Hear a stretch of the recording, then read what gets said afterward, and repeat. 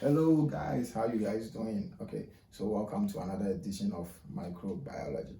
All right, so today this is the second part. The first part we spoke about gram positives.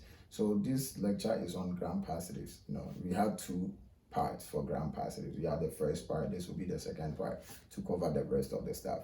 And today this lecture is gonna be on the rods. What do I mean? The filamentous rods and the normal typical rod-shaped bacteria. Okay, now let's see. So we said we have gram positives, right? We said we have the cocci, which is one of the shapes. And then on the first video, everything we covered was under the cocci. And then we said we have those who are rods. In another sense, they are filamentous rod. Okay, and we divided this into actinomyces and nocardia. Actinomyces and then nocardia. What did I say these are? They are gram positive let me just write it here. Filamentous rods. Actinomyces, nocardia. And then we have the we have those who are rod shaped. And remember the mnemonic I used, it was BLCC. More like black, BLCC. Our first B was bacillus. So the B is bacillus. Under bacillus, we had anthracis.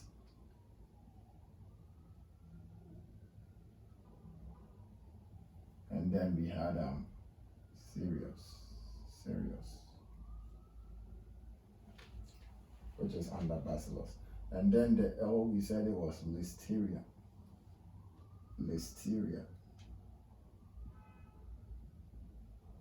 Monocytogenes.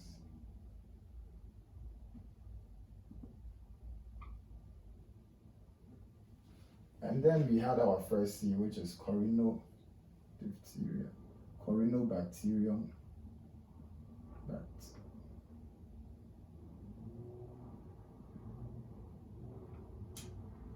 Diphtheria. And then we had our clostridium.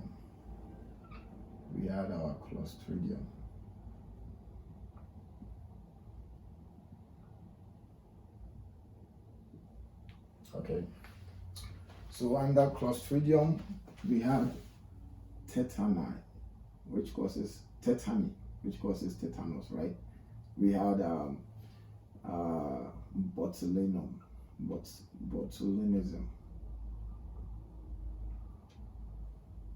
We had difficile. We had C. difficile, and then the last thing is perfringens.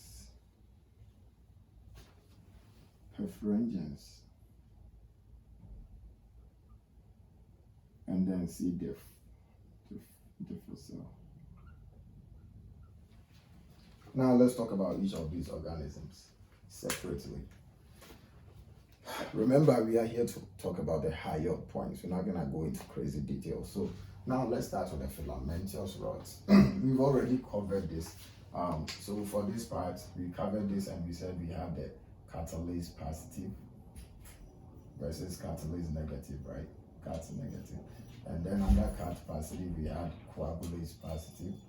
And then we had coagulase negative.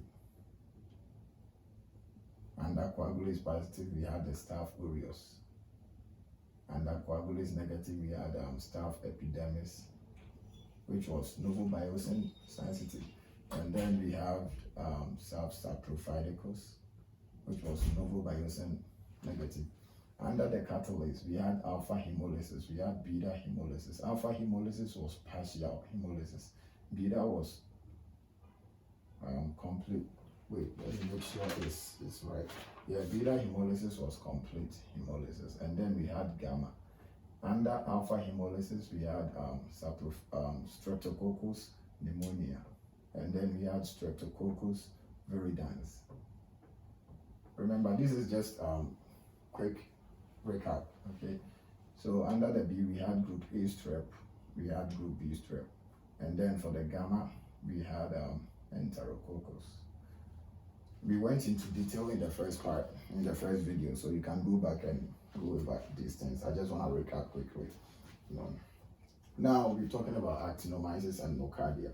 So what's the first thing we can take note of?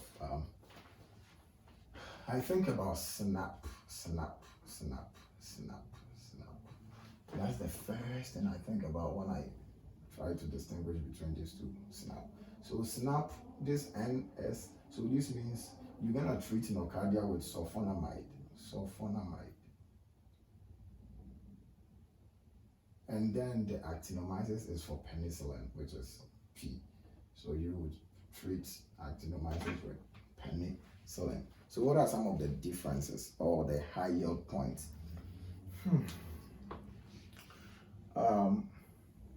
No, when a patient presents with an infection which affects the jaw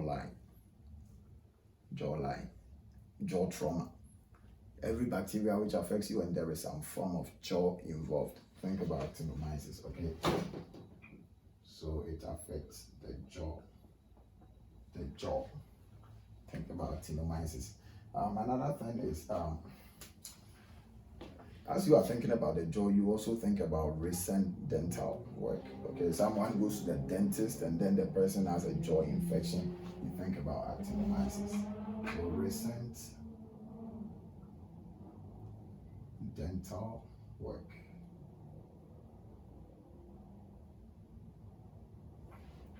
All right. Another thing we can also think about is yellow sulfur granules.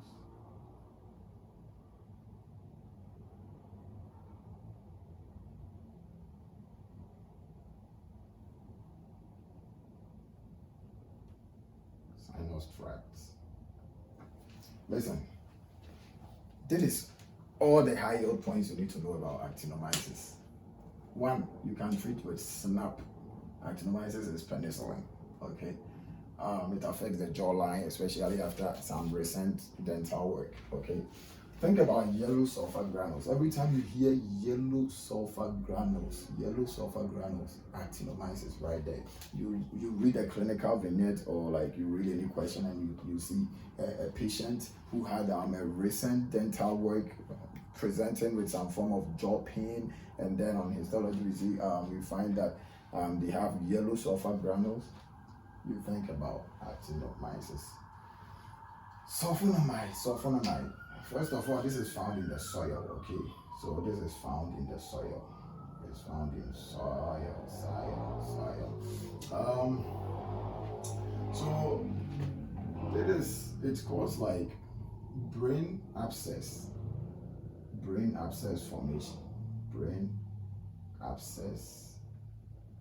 formation.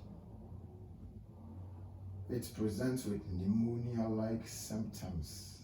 Pneumonia-like symptoms. Okay. All right. It's more common in men than women. All right. It also causes like indurated lesions and inflammatory reactions.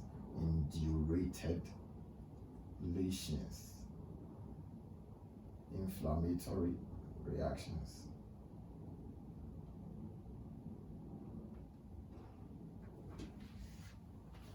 So a patient presents into the clinic and the patient presents with brain abscess, indurated lesion, pneumonia-like symptoms. The patient, they did lab work and they realized that the patient is affected with some form of gram-positive filamentous rod. Think about nocardia. Another distinguished feature is, so this is an obligate aerob. So it means they need oxygen, all right, to survive. So this is obligate. That's another two distinguishing features. So this is obligate aerobic. Oh, sorry, I think this is anaerobic, and this is obligate. This is aerobic, this is anaerobic, this is aerobic. Trust me, these are high yield points. You know these two things, you know this about actinomyces and nocardia, you should be good on your exams. On every question, you should be good. Now let's go on to bacillus anthracis. Okay, bacillus anthracis. Before this, remember, this is spore forming. They form spores. So clostridium, bacillus, they all form spores. What are spores? Spores can act as virulence factors. So when the weather condition or when the environment is hard, they can form spores to remain dormant for some period of time, which helps to protect them, you know. So they are able to form spores. Bacillus cereus, reheated fried rice. So let's say you have an exam question, right? So the first thing you need to know is they form spores. They form spores. For the cereus is reheated fried rice. Fried rice. So let's say you have a question. Someone goes to the Chinese restaurant, buys food, and then the patient presents, the patient has symptoms, the patient has bacterial infection. You ask the patient like if they ate anything recent, and the patient says something like they ate fried rice. Then you know they have bacillus cereus. Like so every time you are reading the question and you see the word reheated fried rice, choose this answer, man. Don't even think twice. Choose bacillus cereus. Every time you eat reheated fried rice, that's what you're gonna end up with. So this is also aerobic. This is aerobic.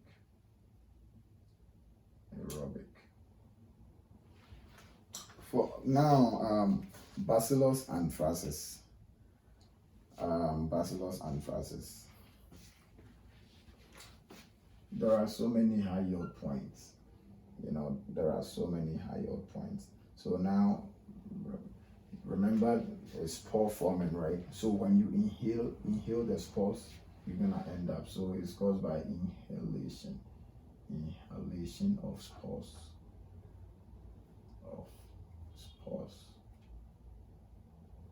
All right. So one thing we need to, there are two factors that we need to consider here. We have the lethal factor, and then we have the edema factor. Okay, these are high yield points. All right. So the lethal factor and edema factor. The edema factor, like we said, edema, right? So it will increase cyclic AMP. So the edema factor increases cyclic AMP, causing edema. The lethal factor will cleave AMP kinase. So this will cleave MAP kinase. MAP kinase. So what are some of the things that we're gonna see? And remember, bacillus anthracis is capsulated with poly-D-glutamate. Poly-D-glutamate. All right, so now let's talk about some of the diseases that they cause. And you can never miss these diseases, because like on the exam, one of these diseases will show up. The first one, widened mediastinum.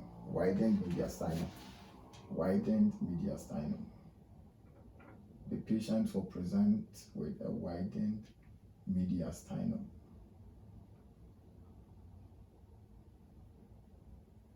It causes what we call the Wool-Sorter's disease. Wool-Sorter's disease. It causes black escar. Black escar. Trust me, like these words, you should never forget them. Every time you hear about the bacteria bacillus anthracis, think about widened mediastinum, think about Wool-Sorter's disease, think about black escar, think about the fact that they are capsulated with poly-D-glutamate. When you think about bacillus cereals, you think about what? Reheated fried rice. So for the people who keep eating Chinese restaurants, sometimes you have to make sure that the food is very, very fresh, because if the food is not fresh and then it's like reheated, these bacteria, they can form spores, okay? So they can even survive in adverse, harsh conditions. That's the whole point of forming spores, right? So if you reheat the fried rice, it doesn't even matter, because of the spores that they form, they'll be able to survive. All right, so trust me, if you know these high yield points, you're gonna get trust me, I've done so many questions, and most of the time, like every question I get on bacillus anthracis, I see Wool-Sorter's disease. If I don't see that, I see black escar. If I don't see black escar, I will see widened mediastinum. Trust me, one of those will show up, and it has to ring a bell. It has to ring a bell. On the board exam, this is not the time for you to like go over and study irrelevant material. Just focus on like the high yield key points that they will be showing on the exams. Wool-Sorter's disease, widened mediastinum, and stuff like that. Okay. And remember edema factor and lethal factor. It's actually the lethal factor when it cleaves the MAP kinase. It causes the black escar that or the ring that we find with people who are affected with bacillus anthracis, and also and the edema factor, which increases cyclic AMP and causes edema. All right, so the next one is Listeria monocytogenes. Listeria, what does this tell you? Listeria, milk. Okay, so milk. All right, so for Listeria, the first thing you want the highest point. The reason I was talking about milk is like more like it's fridge. Even in freezing, you know how you store milk in fridge. For some reason, that's how I remember this. Like Listeria, I think about milk. Where do I keep milk? In the fridge. So I know Listeria, they survive even under freezing temperatures. Okay, so that's the first thing. So they survive and multiply near freezing temperatures. Survive near freezing temperatures. All right. So they can contaminate food. Even if you put it in the fridge, it can still be contaminated. They are more likely in pregnant women. Pregnant women are more likely to end up with this. And then so now it usually affects pregnant women. So when a woman is pregnant and then the woman ends up with Listeria, and they have a baby, the baby will end up with some form of like meningitis, which can lead to meningitis in newborn.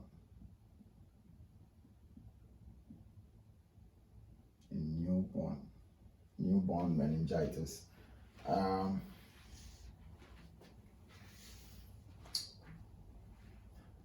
And another reason I was talking about the milk. Usually you get Listeria when you ingest unpasteurized milk. So unpasteurized milk ingestion.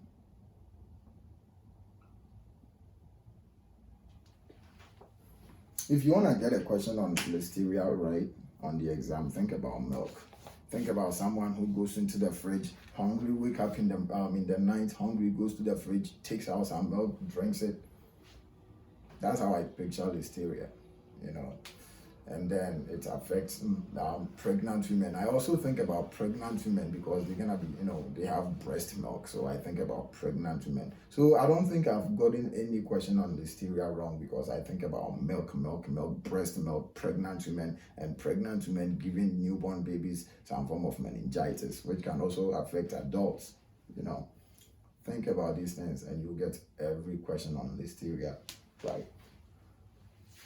And then we have the C. diphtheria, which is, remember, bacillus they form spores, clostridium they form spores, listeria doesn't form spores, coronium bacteria. Oh, yeah, sorry. Another high yield point. Another high yield point is the only gram positive with an endotoxin. So this is the only gram positive with endotoxin. So what does this mean? It means that you don't find endotoxins in gram positives, just the same way you don't find teichoic acid in gram negatives. So this is like the only gram positive with an endotoxin. They have a stumbling mobility. So maybe on the exam there is like, you see the word stumbling mobility. You can also, not stumbling, more like tumbling. So they are motile.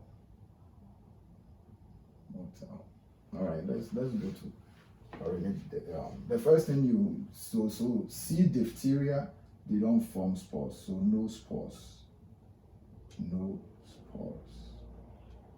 That's the first thing you want to put in mind or keep in mind, no spores.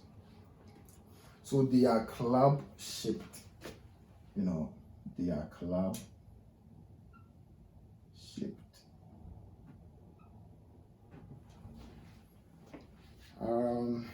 So they release the diphtheria toxin. That is a very important point. Diphtheria toxin. What does it do? Diphtheria toxin. And the diphtheria toxin causes ribosylation of elongation factor 2. So it will cause ribosylation of elongation factor 2. All right, ribosylation, which will end up inhibiting protein synthesis. So it inhibits protein synthesis.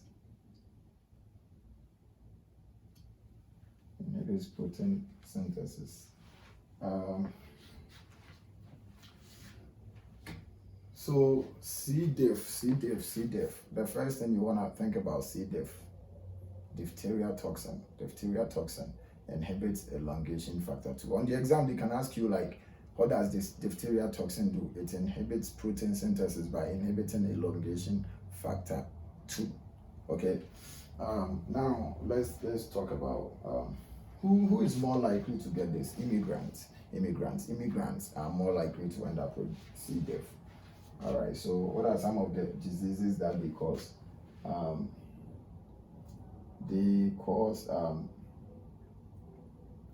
So first of all, they would damage the myelin. You know the myelin? Yeah, the myelin helps with axonal movement.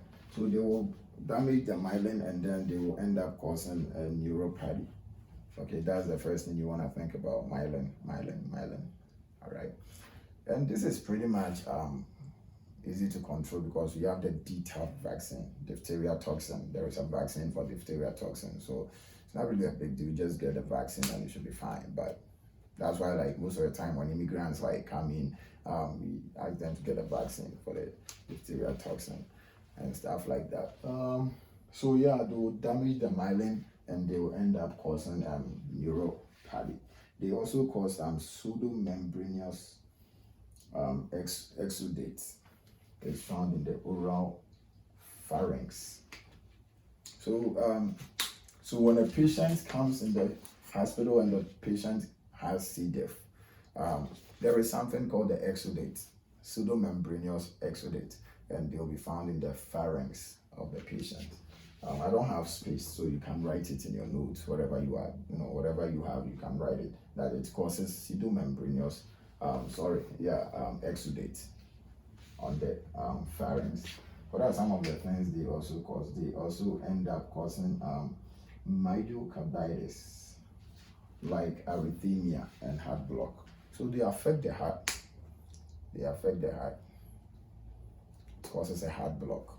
Okay. So this is one dangerous bacteria, man. Look at all these things this is causing, man. You wanna get a vaccine. To avoid all this, get a vaccine. You got a D-tab vaccine. Because you damage your myelin, you end up with neuropathy, man. You're gonna end up with muscle weakness and stuff like that. So another thing, so we plate this. Where do we plate this? In tellurite and loafless media. So tellurite and loafless media.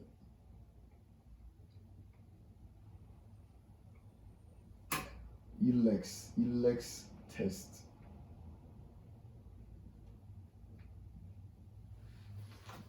Every time you see tellurate and loafless media on an exam, think about C. diff. Every time you see an Elex test, think about C. diff. Diphtheria, because there is also C. diff. So think about C. diphtheria. All right. So these are the high yield points that you need. All right. So now let's start with the clostridium species. I'll start with Clostridium tetani, which causes tetanus. Clostridium. Remember, they are all spore forming. Okay. So the Clostridium species, they are all spore forming. Tetani. It causes tetanus. It causes tetanus. How do you get this? You get this by a puncture wound. Maybe you step on a nail, so you get a puncture wound. So stepping on a nail or something. So they are found in the soil. They are found in dirt, like I would say dirt, right? And then you step on some rusted nail. You step on a rusted nail, you're gonna end up with tetanus. All right, so what do they see? We have tetanus toxin, which inhibits GABA and glycine. So they release tetanus toxin. So on the exam, they can ask you, because what does tetanus action toxin do? So they will inhibit GABA and glycine, which will inhibit GABA and glycine. All right, and remember, GABA and glycine are inhibitory hormones, right? So if a patient presents and then the patient presents with tetanus, and then they have tetanus toxin being released, they're gonna inhibit GABA. And the whole point of GABA is to make sure that the action potential slows down, right? It inhibits the action potential, same with glycine. So now the person comes, so the person is gonna end up with a spastic, we call it a spastic paralysis, okay? Spastic paralysis.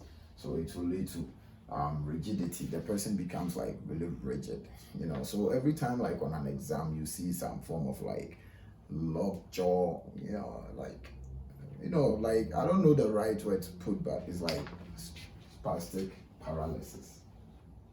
You know, spastic paralysis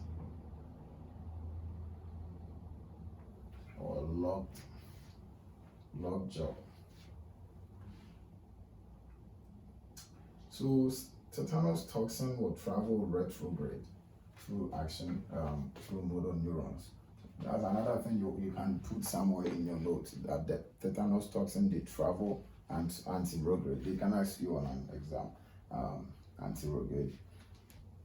All right, so now let's look at the next one, which is botulinism. Clostridium botulinism, which is probably which is also, remember, all the Clostridium species, they are spore forming, right? So we have have C, botulinism. What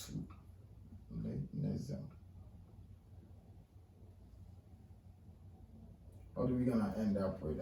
It's also just like the tetanus has the tetanus toxin. We also have the botulinum toxin. What does botulinum toxin do? So botulinum toxin inhibits I think it works at the neuromuscular junction, right? And it inhibits like acetylcholine, so it slows down the action potential basically. So the person is gonna end up with like muscle weakness. Why? Because the action potential is not able to transmit all the way into the end plate potential because it's being blocked by the action of the botulinum toxin. All right, so let's see. So it will cause flaccid paralysis. But before that, where do we find this? Improperly canned food. So on an exam, you see a person injects an improperly canned food. They will end up with, it should give you a clue or a hint that we are talking about. And then we spoke about botulinum toxin.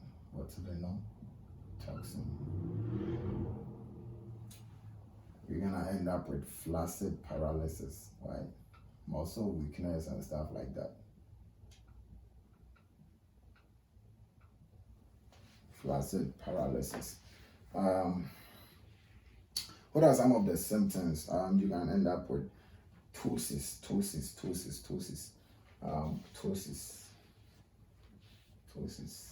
You know ptosis?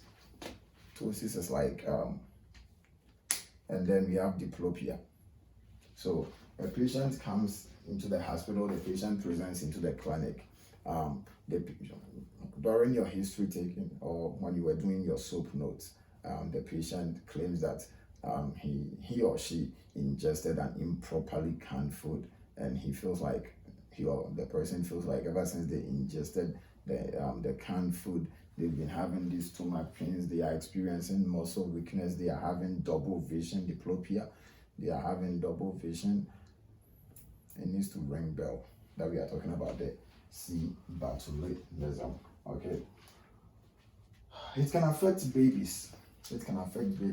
And remember, we are talking about muscle weakness. Remember, tetanus is like rigid spasticity, and then botulinum toxin is like floppy. So when a baby gets it, we call it the floppy baby syndrome. All right, floppy baby syndrome. Floppy baby syndrome. All right. These are the high yield points you need to know for C. botulinism. So if you know these things, it gives you a clue and it will help you to answer most questions you come across. Then we have two more. So we have the clostridium perfringens and C. diff. All right, so let's deal with the perfringens first. I don't have space here, so I'm just gonna read it out. Okay, so the first thing we wanna think about when it comes to Clostridium perfringens is they also form spores. Remember, it's under Clostridium, right? So they are spore forming. They are found in the soil. And what tells me when it comes to C. perfringens is like, I don't know, like every time I hear about perfringens, I think of like perfume or something like that. So when there is this gas, perfume is like gas. When you spray perfume on yourself, it releases some form of gas. So I think about gas gangrene. So a person presents into the hospital and the patient has a gas gangrene. The person has C. perfringens. Okay, that's the most important clinical symptom. And usually it happens to them when they are exposed to dirt or dust, to go to the beach or something like that, or a very dirty environment. You're gonna end up with Clostridium perfringens, gas gangrene. Another high yield effect is let's see. So you also end up with diarrhea. but it's a slow onset. All right. So you ask the person is not going to tell you they have diarrhea right away. It's a slow onset, and the reason is because the spores, they need to reproduce in the gut and create the toxin. All right, they also create a toxin. So they have alpha toxin, which lyses red blood cell. Okay, you know what? Let me just write it here. So Clostridium perfringens.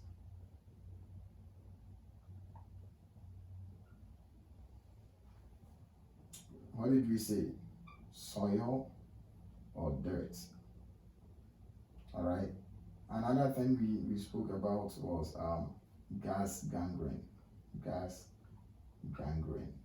That's another key high yield. In fact, this is the most important and the highest of the highest yield point, the gas gangrene.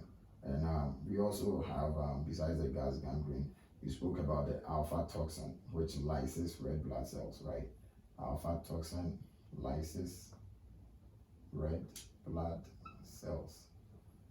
The person will present with slow onset diarrhea. Slow onset diarrhea. Slow onset diarrhea. Let's see. And we also spoke about diplopia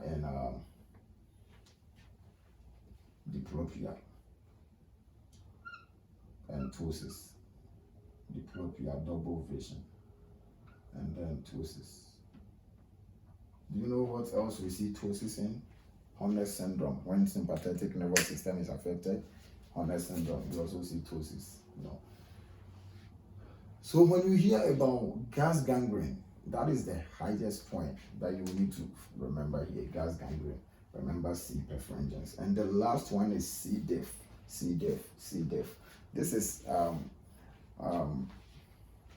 so for C. diff, it's funny because like you can end up with C. diff when you take an antibiotic. Yeah, antibiotic. It's called clindamycin. So most of the time, when a patient comes and the patient tells you that they ingested or they took clindamycin and they are having this weird feeling, trust me, they have C. diff. All right, C. diff, and it's also due to poorly washed hands.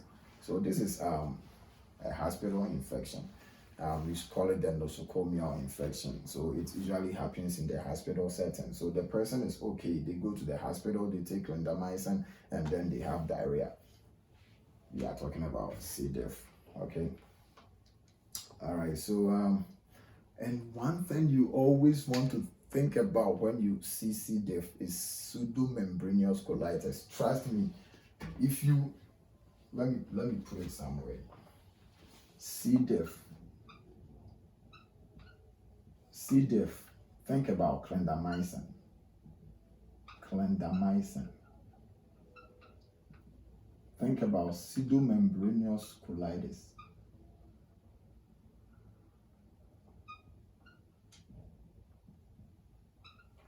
Pseudomembranous colitis. Pseudomembranous colitis. Pseudomembranous colitis. C. diff. Pseudomembranous colitis. C. diff. Pseudomembranous colitis. Trust me. Every exam question that has to do with C. diff, you look for the clinical symptoms, you will find pseudomembranous colitis. Okay, make sure you put that as a very, very important high yield point. So and the reason you end up with pseudomembranous colitis is because of the antibiotic you used.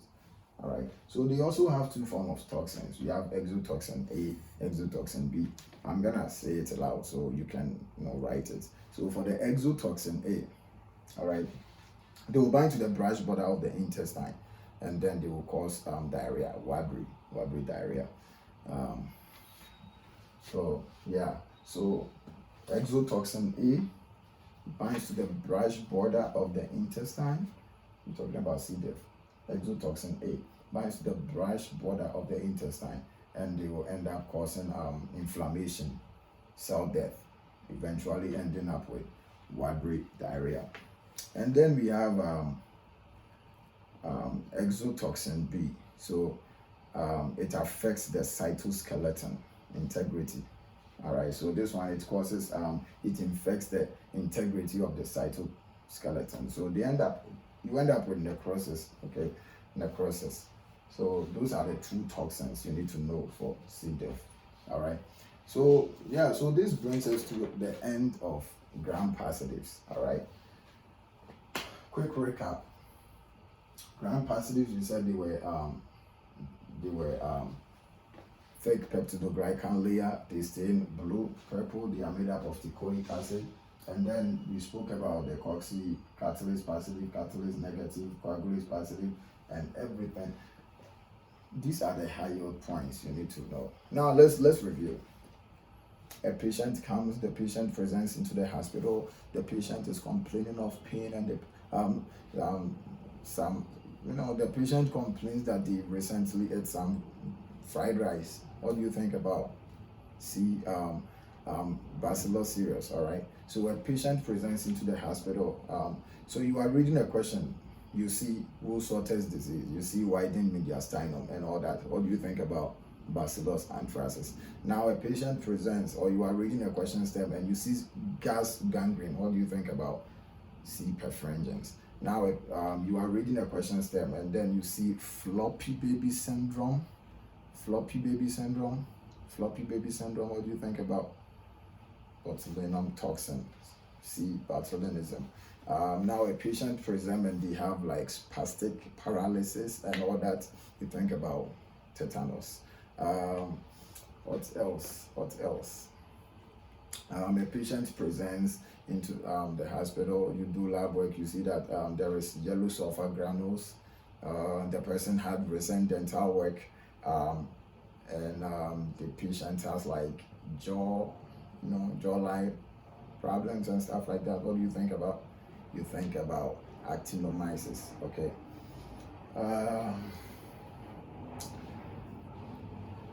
A patient presents into the hospital with pseudomembranous colitis, and then upon taking history of the patient, you realize that the patient took antibiotic, clindamycin. What do you think about C. diff? You see, these are the high yield points. These are the kind of high yield points that they will ask on the exam. All right. So you can go over, watch the video again, and just like if you can't read the writing, you can just listen and then write it down. Thank you.